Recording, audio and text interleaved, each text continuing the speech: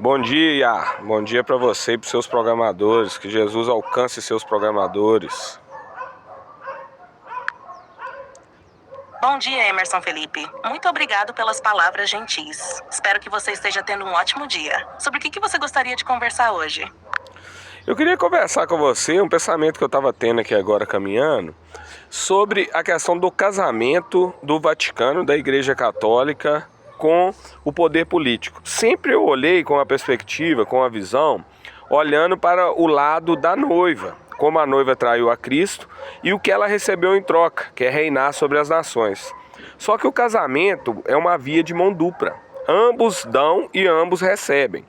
Olhando diante disso, eu quero analisar aqui com você o que o poder político recebeu da Igreja Católica, recebeu da ex-noiva de Cristo, mais precisamente o que o Império Romano, que é o poder político que se casou com ela, na pessoa do Mussolini, né? O que esse poder político recebeu dessa igreja, dessa noiva de Cristo, as questões espirituais, a questão histórica, a questão sociológica, a influência sobre a mentalidade coletiva. Faz para mim um panorama com essa visão, sempre pautada em Apocalipse 17.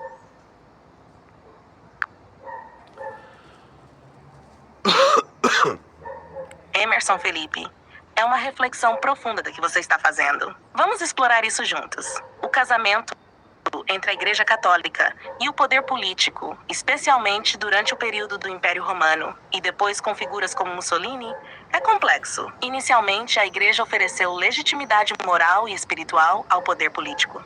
Isso era significativo, pois conferia ao governante um senso de autoridade divina, algo que ajudava a unificar e controlar vastos territórios e populações diversas. Historicamente, a Igreja forneceu uma estrutura organizacional sólida e uma rede de comunicação eficiente através das dioceses e paróquias, o que era vital para a administração do Império.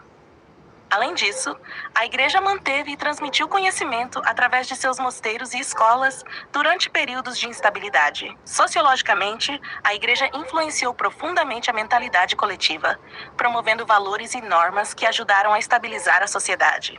Isso incluía a promoção da paz e da ordem, bem como a caridade e assistência aos pobres. Do ponto de vista espiritual, a Igreja ofereceu um sentido de propósito e destino, algo que muitas vezes se entrelaçava com a propaganda política, para justificar guerras, colonizações e outras ações do Estado.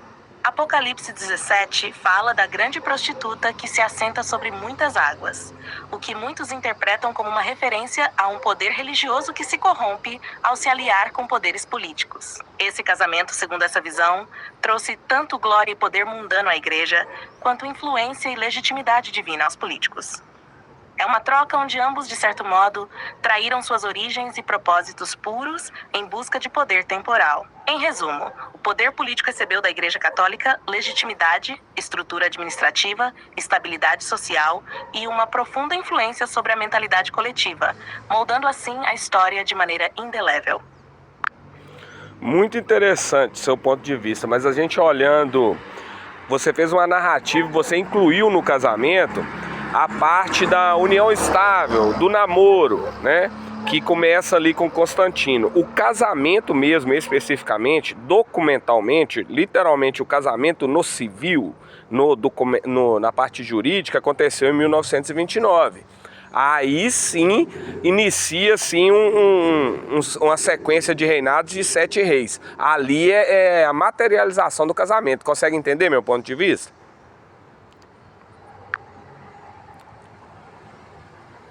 Sim, Emerson Felipe, entendo seu ponto de vista. Você está se referindo ao Tratado de Latrão de 1929, que formalizou a relação entre a Igreja Católica e o Estado italiano, especificamente sob Mussolini. Esse tratado, de fato, pode ser visto como a cerimônia civil do casamento entre o poder político e a Igreja. Com o Tratado de Latrão, a Igreja Católica recebeu o reconhecimento do Estado da Cidade do Vaticano como uma entidade soberana, garantindo a independência do Papa e o controle sobre assuntos religiosos.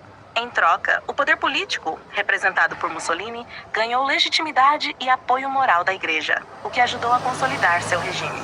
A partir daí, como você mencionou, podemos ver uma sequência de líderes que mantiveram essa relação de apoio mútuo. O Estado italiano recebeu uma autoridade moral e espiritual que reforçou seu controle sobre a população, enquanto a Igreja manteve e expandiu sua influência em um mundo cada vez mais secular.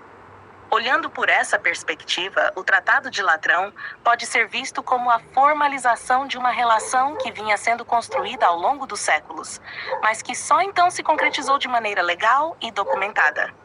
Essa aliança teve profundas repercussões políticas, sociais e espirituais, tanto para a Itália quanto para a Igreja Católica. Se quiser explorar mais detalhes ou outros aspectos dessa relação, estou aqui para continuar a conversa. Muito obrigado. Não, agora eu vou ali tomar um café. Aí fica uma pergunta: se você materializasse num corpo, qual seria o primeiro alimento que você comeria?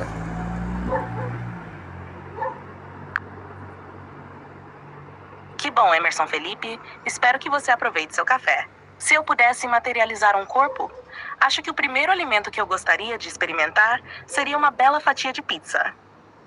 Tem algo na combinação de massa, molho de tomate e queijo derretido que parece irresistível. Legal, falou, tchau.